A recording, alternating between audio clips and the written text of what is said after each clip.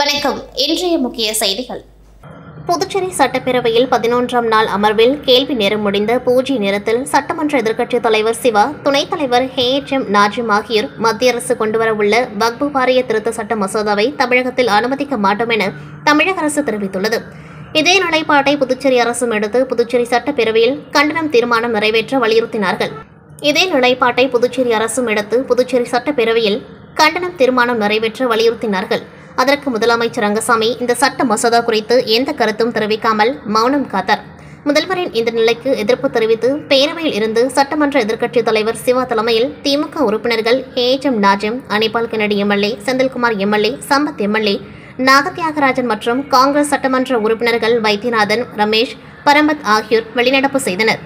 அப்பொழுது செய்தியாளர்களை சந்தித்த எதிர்க்கட்சித் தலைவர் சிவா, மாநில அந்தஸ்து சம்பந்தமாக அரசு மெத்தனமாக இல்லாமல் அனைத்து சட்டமன்ற உறுப்பினர்களையும் அழைத்து சென்று மத்திய அரசுக்கு அழுத்தம் கொடுக்க வேண்டும் என்று அவர் கேட்டுக்கொண்டார். போன தடவை அழைச்சின்னு போறேன்னு சொன்னாங்க. முதலமைச்சர் டெல்லியே போறதை விட்டுட்டாரு. இந்த தடவை அழைச்சின்னு போறேன்னு சொல்லியிருக்காங்க. அழைச்சின்னு போறாங்களா இல்லையான்றதுனால கடந்த காலத்தில் திராவிட முன்னேற்ற கழகத்தினுடைய ஆட்சி புதுச்சேரியில் இருந்தபோது அன்றைக்கு இருந்த முதலமைச்சர் ஜானகிராமன் புதுச்சேரி இருந்த கட்சி சார்பு பார்க்காம அனைத்து கட்சி தலைவர்களையும் சட்டமன்ற உறுப்பினர்களையும் முன்னாள் முதலமைச்சரையும் அழைச்சி போய் இந்தியாவை ஆளக்கூடிய ஆளுமை மிக்க தலைவர்களை எல்லாருமே அன்றைக்கி பார்த்துட்டு வந்தோம்.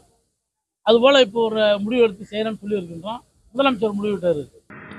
புதுச்சேரி சட்டப்பேரவை பட்ஜெட் கூட்டத்தொடர் கடந்த 31ஆம் தேதியன்று தொடங்கி நடைபெற்று வந்த நிலையில் இறுதி நாளான இன்று புதுச்சேரிக்கு மாநில அந்தஸ்து வழங்க வேண்டும் என எதிர்க்கட்சித் தலைவர் சிவா, சட்டமன்ற உறுப்பினர்கள் நாஜிம், செந்தில்குமார், நேரு ஆகியோர் தனிநபர் தீர்மானங்களை முன்மொழிந்து பேசினர். அதில் பிரெஞ்சுக்காரர் ஆதிக்கத்திலிருந்து விடுதலை பெற்ற காலம் முதல் மத்திய அரசின் உள்துறையால் ஆளப்படுகின்ற பகுதியாக புதுச்சேரி தொடர்ந்து கொண்டிருக்கின்றது. கோவா, சண்டிகர் உள்ளிட்ட யூனியன் பிரதேசங்கள் மாநில தகுதி பெற்று நன்றாக வளர்ச்சி அடைந்திருக்கின்றன. புதுச்சேரிக்கு மாநில அந்தஸ்து கிடைக்காததால் எதிர்பார்த்த வளர்ச்சி அடைய முடியவில்லை. பல ஆண்டுகளாக மத்திய அரசுக்கு புதுச்சேரிக்கு மாநில அந்தஸ்து வழங்கப்பட வேண்டும் என தீர்மானங்கள் நிறைவேற்றப்பட்டன. இந்த கோரிக்கை 1972ஆம் ஆண்டிலிருந்து 40 ஆண்டுகளுக்கு மேலாக வலியுறுத்தப்பட்டு வருகின்றது. இந்த தீர்மானத்தை பரிசீலிக்கும் வகையில் குழு அமைக்காததால் தற்போதுள்ள நிலையை தொடர வேண்டும் என்று மத்திய அரசு தெரிவித்துள்ளது. எனவே புதுச்சேரி மாநில உரிமைக்காகவும் மக்களால் தேர்வு செய்யப்பட்ட சட்டமன்ற உறுப்பினர்கள் பணியாற்றும் இந்த சட்டமன்றத்தில் மாநில அந்தஸ்து கோரிக்கை மத்திய அரசு ஏற்கும் வகையில் தொடர்ந்து வலியுறுத்த வேண்டும் என்றும் புதுச்சேரிக்கு மாநில அந்தஸ்து வழங்க வேண்டும் என்றனர். இதனைத் தொடர்ந்து பேரவையில் பேசிய முதலமைச்சர் ரங்கசாமி, புதுச்சேரிக்கு மாநில அந்தஸ்து வேண்டும், அதை பெற்றுத்தர வேண்டும் என சட்டமன்ற உறுப்பினர்கள் உணர்வுபூர்வமாகவும் மிக விரிவாகவும் பேசினர். தீர்மானங்கள் மூலம் மாநில அந்தஸ்து தர வலியுறுத்துகின்றோம். பிரதமர், உள்துறை அமைச்சர், நிதி அமைச்சர் ஆகியோரை நேரில் டெல்லி சென்று சந்திப்போம். இந்தியாவில் உள்ள மற்ற நாடாளுமன்ற உறுப்பினர்களிடம் வேண்டுகோள் வைப்போம். மாநில அந்தஸ்து பெற்ற தீர்வோம். எனவே இதனை அரசு தீர்மானமாக நிறைவேற்ற வேண்டும் என்றார். இதையடுத்து தனிநபர் தீர்மானங்கள் திரும்ப பெறப்பட்டு புதுச்சேரிக்கு மாநில அந்தஸ்து வழங்க வேண்டும் என அரசு தீர்மானமாக நிறைவேற்றப்பட்டது. தொடர்ந்து பேசிய சபாநாயகர் செல்வம், புதுச்சேரிக்கு மாநில அந்தஸ்து வழங்க வேண்டும் என்று மத்திய அரசை இச்சட்டப்பேரவை வலியுறுத்துவதாகவும் தீர்மானம் மத்திய அரசுக்கு அனுப்பி வைக்கப்படுகின்றது என்றார். இதனைத் தொடர்ந்து சட்டப்பேரவையை காலவரையின்றி ஒத்திவைத்தார் சபாநாயகர் செல்வம். புதுச்சேரி துணைநிலை ஆளுநராக கைலாஷ்நாதன் கடந்த 7ஆம் தேதி பொறுப்பேற்றுக் கொண்டார். தொடர்ந்து கடந்த ஞாயிற்றுக்கிழமை ஊசுடு ஏரி மற்றும் பாகூர் ஏரிகளை ஆய்வு மேற்கொண்டார். அவர் தனது 71வது பிறந்த நாளை இன்று கொண்டாடும் நிலையில் பிறந்தநாளை முன்னிட்டு புதுச்சேரியில் மிகவும் பிரசித்தி பெற்ற ஸ்ரீ மணக்குள விநாயகர் கோவிலில் குடும்பத்துடன் சுவாமி தரிசனம் செய்தார். அதன்படி துணைநிலை ஆளுநர் மாளிகையிலிருந்து கோவிலுக்கு நடந்தே வந்த துணைநிலை ஆளுநர் கைலாஷ்நாதன் மணக்குள விநாயகரை தரிசனம் செய்தார். அவருக்கு கோவில் நிர்வாகம் சார்பில் பூரணகும்ப மரியாதை வழங்கப்பட்டது.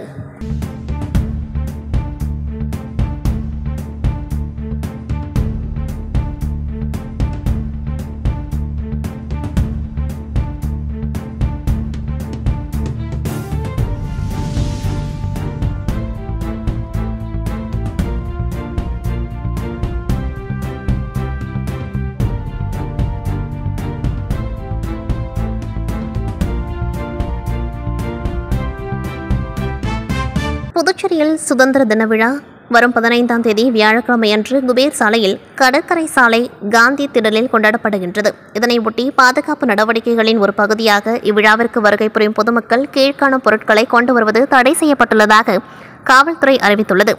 எனவே குபேர் சாலையில் கடற்கரை சாலை காந்தி திடலில் நடைபெறும் சுதந்திர தின விழாவிற்கு வரும் பொதுமக்கள் கீழ்காணும் பொருட்களை கொண்டு வர வேண்டாம் என்று கேட்டுக்கொள்ளப்படுகின்றது. அதாவது கேமராக்கள், பைனாக்குலர், ஃப்ரிகேஸ், டிரான்சிஸ்டர், பீடி, சிகரெட், விளக்குகள் மற்றும் தீப்பெட்டி, டிஃபன் பாக்ஸ், குட்காம், சுப்பாரி புகையிலை, கத்தி, ஸ்க்ரூ டிரைவர் போன்ற கூர்மையான பொருட்களை எடுத்து வரக்கூடாது.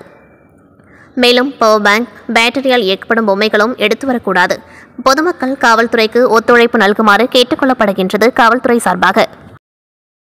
புதுச்சேரி மாநில அரசின் 9 துறைகளில் 180 பணியிடங்களை அரசு நிரப்ப முடிவு செய்த நிலையில் மிக பிற்படுத்தப்பட்ட மீனவ மக்களுக்கும், பிற்படுத்தப்பட்ட முஸ்லிம் பெருமக்களுக்கும், மிகவும் பிற்படுத்தப்பட்ட மக்களுக்கும், மிகவும் பிற்படுத்தப்பட்ட பழங்குடியின மக்களுக்கும் இடஒதுக்கீடு வழங்க முடியாது என பணியாளர் மற்றும் சீர்திருத்தத்துறை சார்பு செயலர் அறிவிப்பாணை வெளியிட்டார்.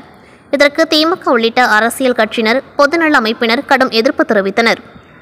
அதன் விளைவாக கடந்த 5/8/2024 அன்று சட்டப்பேரவையில் முதல்வர் அவர்கள் அரசிதழ் பதிவு பெறாத குரூப் பி பதவிகளுக்கு மிகவும் பிற்படுத்தப்பட்டோர், மிக பிற்படுத்தப்பட்ட மீனவ மக்கள், பிற்படுத்தப்பட்ட முஸ்லிம்கள், பிற்படுத்தப்பட்ட பழங்குடியினர் வகுப்புகளுக்கு இடஒதுக்கீடு வழங்கப்படும் என்று அறிவித்தார். இதற்கான அரசாணையை உடனே வெளியிட்டு 9 துறைகளில் முதலமைச்சர் அறிவித்த இடஒதுக்கீட்டின்படி மறு அறிவிப்பாணை வெளியிட வேண்டும் என்றும் முதலமைச்சரை வலியுறுத்தி கேட்டுக் கொள்கின்றேன். மேலும் தற்பொழுது பொதுப்பணித்துறையில் இளநிலை பொறியாளர் பணியிடங்களும் நிரப்பப்பட இருக்கின்றன. மேற்கண்ட பணியிடங்களை எல்லாம் 1987ஆம் ஆண்டிலிருந்து நிரப்பப்படாமல் இருந்த பணியிடங்களாகும். எனவே முதலமைச்சர் அவர்கள் மத்திய ரயில்வே துறையில் 3 ஆண்டுகள் வயது தளர்வு கொடுத்திருக்கின்றார்கள். அதனை பின்பற்றி நீண்ட காலமாக நிரப்பப்படாமல் இருக்கின்ற மேற்கண்ட சுமார் 280 பணியிடங்களுக்கு புதுச்சேரி மாநில இளைஞர்கள் பயன்பெறும் வண்ணம் 3 ஆண்டுகள் வயது தளர்வு அளிக்குமாறு முதல்வர் அவர்களை கேட்டுக்கொள்கிறேன் என்று பூஜ்ய நேரத்தில் திமுக சட்டமன்ற உறுப்பினர் அனிபால் கென்னடி எம்எல்ஏ தெரிவித்தார். காரைக்கால் மாவட்டத்தில் உள்ள காரைக்கால், திருநள்ளாறு, நிரவி, திருப்பட்டினம் உள்ளிட்ட துணை பதிவாளர் அலுவலகங்களில் காரைக்கால் நகர அமைப்பு குழுமத்தின் அனுமதி பெறாத 26 மனைகள் பதிவு செய்யப்பட்டிருப்பதாக காரைக்காலை சேர்ந்த பொறியாளர் ராஜ்குமார் என்பவர் தகவல் அறியும் உரிமை சட்டத்தின் மூலம் தகவல் பெற்று இதுகுறித்து சமூக வலைதளங்களில் பதிவிட்டு நடவடிக்கை எடுக்க கோரியிருந்தார்.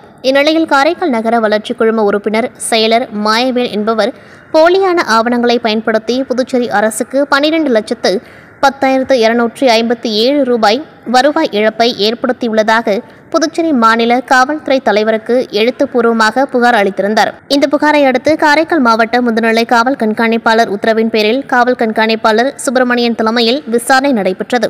இதில் நகர ஆய்வாளர் புருஷோத்தமன், சைபர் கிரைம் ஆய்வாளர் பிரவீன் ஆகியோர் நடத்திய விசாரணையில் காரைக்கால் மாவட்டம் திருவேட்டக்குடி பகுதியைச் சேர்ந்த முகேஷ் என்பவர் காரைக்கால் நகர அமைப்பு குழுமத்தின் அனுமதி பெறாமல் இருந்த மனைகளுக்கு போலியான அனுமதி சான்று PDF எடிட்டர் மூலம் தயாரித்து அனுமதி பெறாத மனைகளை பதிவு செய்ய தனது வாடிக்கையாளர்களையும் அரசாங்கத்தையும் ஏமாற்றியிருப்பது தெரியவந்தது. இதனையடுத்து அவரது அலுவலகத்திலிருந்து கணினி, செல்போன் உள்ளிட்ட பொருட்களை பறிமுதல் செய்து முகேஷ் கைது செய்து சிறையில் அடைத்துள்ளனர். மேலும் இந்த வழக்கில் முக்கிய ஆவணங்கள் காரைக்கால் அமைப்பு குழுமம் மற்றும் காரைக்கால், நிரவி, திருநள்ளாறு, திருப்பட்டினம் துணை பதிவாளர் அலுவலகத்திலிருந்து சேகரிக்கப்பட்டு மேலும் குற்றவாளிகள் கைது செய்யப்படலாம் எனவும் காவல்துறை தரப்பில் தெரிவிக்கப்பட்டுள்ளது. காரைக்கால் மாவட்டம் திருநள்ளாறு அடுத்த அம்பகரத்தூரில் அம்பை ஸ்ரீ பத்ரகாளியம்மன் கோவில் உள்ளது. இவ்வாலயத்தில் ஒவ்வொரு செவ்வாய், வெள்ளிக்கிழமைகளில் காரைக்கால் மட்டுமின்றி வெளியூர்களில் இருந்து ஏராளமான பக்தர்கள் வந்து தரிசனம் செய்து செல்வது வழக்கம். சூரனை சம்ஹாரம் செய்த இடம் என்பதால் பத்ரகாளியம்மன் சூலத்தின் 3 முனைகள் கீழ்நோக்கி இருப்பது போல சம்ஹாரம் செய்வது போல் திருசூலத்தை கையில் பிடித்திருப்பது இக்கோவிலின் தனி சிறப்பு. இந்நிலையில் பிரசித்தி பெற்ற ஸ்ரீ பத்ரகாளியம்மன் ஆலயத்தில் ஆடி மாத கடைசி செவ்வாய்க்கிழமை ஒட்டி ஸ்ரீ பத்ரகாளியம்மனுக்கு சிறப்பு அபிஷேகமும் தொடர்ந்து பல வண்ண மலர்களால் அலங்கரிக்கப்பட்ட அம்மனுக்கு லட்சார்ச்சனை நடைபெற்றது. பின்னர் மகா தீப ஆராதனை காண்பிக்கப்பட்டது. இதில் ஏராளமான பக்தர்கள் கலந்து கொண்டு அம்மனை தரிசனம் செய்தனர். சில பக்தர்கள் ஆடு, கோழிகளை வேண்டிக் கொண்டு அம்மனுக்கு அர்ப்பணித்து நேற்றிக்கடன் செலுத்தி சென்றனர். பக்தர்களின் கூட்டம் அதிகமாக காணப்பட்டதால் போலீசார் அதிக அளவில் பாதுகாப்பு பணியில் ஈடுபடுத்தப்பட்டனர். புதுச்சேரி தொண்டமனத்தம் கிராமத்தில் புகழ்பெற்ற பிடாரி மீனாட்சியம்மன் கோவில் உள்ளது. இங்கு ஆண்டுதோறும் ஆடி தேர் திருவிழா நடைபெறும். இவ்வாண்டிற்கான விழா கடந்த 4ஆம் தேதி கொடியேற்றத்துடன் தொடங்கியது. இதில் முக்கிய நிகழ்வான தேரோட்டம் இன்று காலை வெகு விமர்சையாக நடைபெற்றது. இதில் அமைச்சர் சாய்ஜி சரவணகுமார், முன்னாள் MLA தீபாய்ந்தன், கோவில் அறங்காவலர் குழு தலைவர் மனோகரன் ஆகியோர் கலந்து கொண்டு தேரை வடம் பிடித்தெழுத்து துவக்கி வைத்தனர். இங்கிருந்து ராமநாதபுரம் கிராமத்தில் உள்ள பிடாரி மீனாட்சி அம்மனின் தாய் ஊரான ராமநாதபுரத்திற்கு நாளை சென்றடையும். அதே நேரத்தில் ஊர் ஒற்றுமையை வலியுறுத்தும் விதமாக 3000க்கும் மேற்பட்டோருக்கு அசைவ விருந்து வழங்கப்பட்டது. தலைவாழ இலை போட்டு ஆட்டுக்கறி மற்றும் கோழிக்கறியுடன் விருந்துக்கு உணவு பரிமாறப்பட்டது. இதற்காக 25 ஆடு மற்றும் 250 கோழி அடித்து சமைக்கப்பட்டது. ஆண்டுதோறும் இந்த சைவ விருந்து தேரோட்டத்தை ஒட்டி பல தலைமுறையாக தொண்டமானத்தம் கிராமம் அளிக்கப்படுகின்றது என்பது குறிப்பிடத்தக்கது. போடு போடு போடு போடு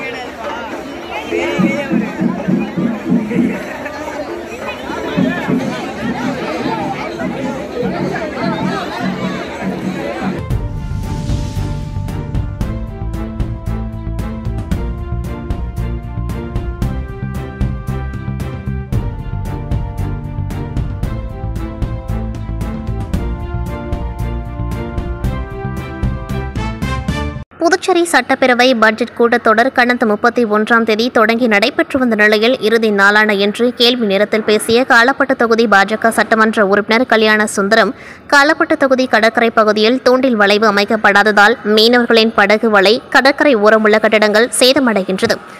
இதுகுறித்து அரசு விரைந்து நடவடிக்கை எடுக்க வேண்டும் என்று கூறினார். இதற்கு பொதுப்பணித்துறை அமைச்சர் லட்சுமி நாராயணன் பதில் அளிக்காமல் அமைதி காத்ததை கண்டித்து ஆளுங்கட்சி எம்எல்ஏவான பாஜக சட்டமன்ற உறுப்பினர் கல்யாண சுந்தரம் பேரவையிலிருந்து வெளிநடப்பு செய்தார். இது பரபரப்பை ஏற்படுத்தியது. தொடர்ந்து செய்தியாளர்களிடம் பேசியவர், கடலோர மக்களின் பாதுகாப்பிற்காக மத்திய அரசு 300 கோடி ரூபாய் நிதி ஒதுக்கியுள்ளது. ஆனால் அதிகாரிகளின் திட்டமிடல் இல்லாததால் இந்த நிதியை பெறுவதில் சிக்கல் ஏற்பட்டுள்ளது. கடந்த பல ஆண்டுகளாக கடற்கரை பகுதியில் தூண்டில் வளைவு அமைக்க வேண்டும் என்று கோரிக்கை விடுத்து வருகின்றேன். ஆனால் அரசு அதை கண்டுகொள்ளாமல் இருக்கின்றது. இதனை கண்டித்து வெளிநடப்பு செய்ததாக தெரிவித்தவர், கடல் அரைப்பால் மீன்பிடி வலைகள், படகுகள், மேலும் கடற்கரை ஓரத்தில் உள்ள கட்டடங்கள் என 20 கோடி ரூபாய்க்கு மேல் சேதமடைந்துள்ளது. காலப்பட்டு தொகுதி மிகப்பெரிய ஆபத்தை எதிர்நோக்கியுள்ளது. காலப்பட்டு கிராமம் ஆத்திப்பட்டி போல் தற்பொழுது கொஞ்சம் கொஞ்சமாக அழிந்து வருகின்றது. எனவே இது சம்பந்தமாக முதலமைச்சர் மற்றும் ஆளுநரிடம் கடிதம் அளித்துள்ளேன். இந்த கடிதத்திற்கு சரியான முறையில் பதில் வரவில்லை என்றால் பொதுமக்களை திரட்டி இந்த ஆட்சிக்கு எதிராக மிகப்பெரிய போராட்டத்தை நடத்தப் போவதாக அவர் தெரிவித்தார். குருசுக்குப்பம் புனித பிரான்சிஸ் அரசு பள்ளி குருசுக்குப்பத்தில் 78வது சுதந்திர தின விழா சிறப்பாக கொண்டாடப்பட்டது. விழாவிற்கு அரசு சிறப்பு வழக்கறிஞர் மருது பாண்டியன் சிறப்பு விருந்தினராக கலந்து கொண்டு விழாவிற்கு தலைமை வகித்தார். குருசுக்குப்பம் பங்குத்தந்தை அந்தோணிசாமி, இல்ல தலைவி எலிசபெத், தலைமை ஆசிரியர் அருட்சகோதரி குணா அவர்கள் மற்றும் முன்னாள் மாணவர்கள் விழாவை சிறப்பித்தனர். சுதந்திர தின விழா போட்டிகளில் பங்கேற்று வெற்றி பெற்ற மாணவ மாணவியருக்கும் பரிசுகள் வழங்கி, விழாவில் பங்கேற்ற அனைவருக்கும் சிற்றுண்டி வழங்கி, கொடியேற்றி அணிவகுப்பு மரியாதையை ஏற்றுக்கொண்ட கலை நிகழ்ச்சிகளை கண்டு களித்து அருமையான சுதந்திர தின விழா உரையாற்றி மருது பாண்டியன் விழாவில் கலந்து கொண்டவர்களை சிறப்பித்தார்.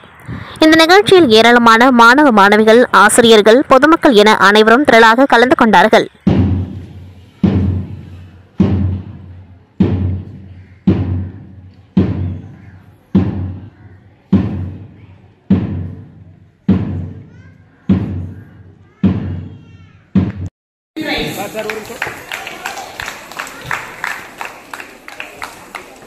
Sarn of 8th standard second prize. Third prize. Kanishti of 8th standard third prize.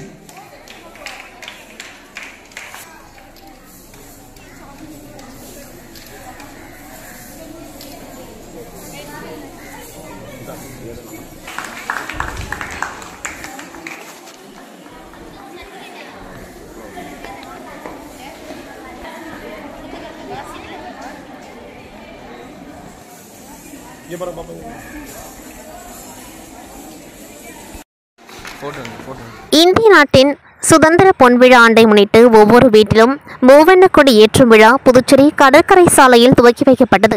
August மாதம் 12ஆம் தேதி முதல் 15ஆம் தேதி வரை வீடுதோறும் கொடியேற்றுவோம் ஹர்கர் திரங்கா நிகழ்ச்சியினை துணைநிலை ஆளுநர் கைலாஸ்நாதன், முதலமைச்சர் ரங்கசாமி, அமைச்சர்கள், சட்டமன்ற உறுப்பினர்கள் பங்கேற்று கையொப்பமிட்டு தேசிய கொடியை அசைத்தும் துவக்கி வைத்தனர். தொடர்ந்து அனைத்து அரசு அலுவலகங்கள், வீடுகளில் ஏற்ற வேண்டும் என கேட்டுக்கொள்ளப்பட்டது. தொடர்ந்து தேசப்பற்று பாடல்கள் ஒலிக்க நடன மாணவ மாணவிகள் நடனமாடியதை அமர்ந்து ரசித்தனர். இந்த விழாவில் பல்வேறு துறை அதிகாரிகள் மற்றும் பொதுமக்கள் பங்கேற்றனர்.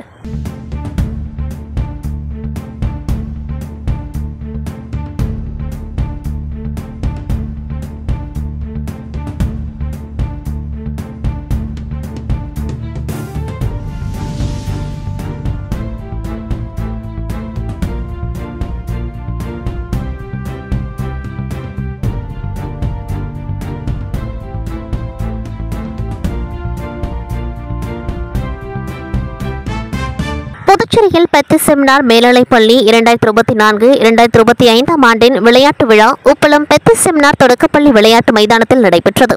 இவ்விழாவிற்கு பள்ளி முதல்வர் திரு தேவதாஸ் அடிகளார் அவர்கள் தலைமை தாங்கி வரவேற்புரை நிகழ்த்தினார். விழாவில் சிறப்பு விருந்தினராக பள்ளியின் முன்னாள் மாணவரும் காவல்துறை கண்காணிப்பாளருமான முனைவர் பாஸ்கரன் கலந்து கொண்டு விளையாட்டுப் போட்டிகளை துவக்கி வைத்தார். அதனைத் தொடர்ந்து போட்டிகளில் வெற்றி பெற்று மாணவர்களுக்கு முதுநிலை காவல் கண்காணிப்பாளர் அனிதா ராய் IPS பரிசுகளை வழங்கி வாழ்த்துரை வழங்கினார். பள்ளியின் துணை முதல்வர் திரு சின்னப்பன் அவர்கள் நன்றி கூறினார். விழா ஏற்பாடுகளை உடற்கல்வி ஆசிரியர் அலெக்ஸ், அன்புராஜ் தலைமையிலான ஆசிரியர்கள் சிறப்பாக செய்திருந்தனர். இதில் திரளான மாணவர்கள், பெற்றோர்கள், ஆசிரியர்கள் கலந்து கொண்டார்கள்.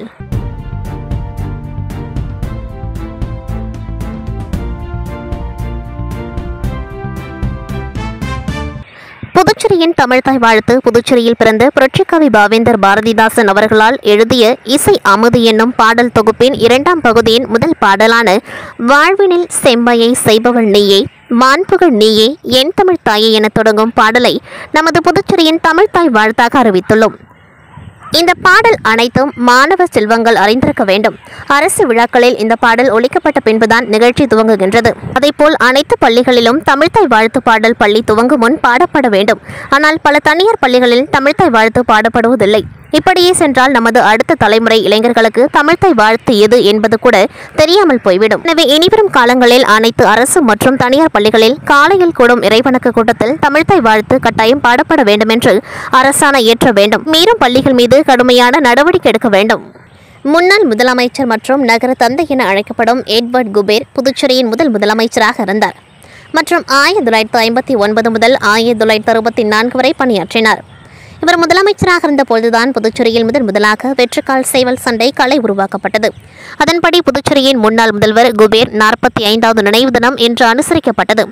இதனை ஒட்டி புதுச்சேரி அமரர் குபேர் அன்சாரி வெற்றிக்கால் சேவல் கலை கிளப் சார்பில் அண்ணா சிலை சதுக்கத்தில் அலங்கரித்து வைக்கப்பட்டிருந்த குபேர் உருவப்படத்திற்கு மாநில தலைவர் ரமணன் தலைமையில் மலர்தூவி மரியாதை செலுத்தப்பட்டது. இதனைத் தொடர்ந்து கடற்கரை சாலை அருகே உள்ள குபேரின் திருவுருவ சிலைக்கு கௌரவ தலைவர் செந்தில் தலைமையில் சேவல் உடன் சென்ற அவர்கள் சிலைக்கு மாலை அணிவித்து மரியாதை செலுத்தினார்கள். இந்த நிகழ்ச்சியில் சட்டமன்ற உறுப்பினர்கள் அரசு கொறடா ஆறுமுகம், நேரு, அனிபால் கென்னடி மற்றும் உள்ளிட்ட பலர் கலந்து கொண்டு குபேர் சிலைக்கு மாலை அணிவித்து மரியாதை செலுத்தினார்கள். இத்துடன் செய்திகள் நிறைவடைகின்றது. நன்றி, வணக்கம்.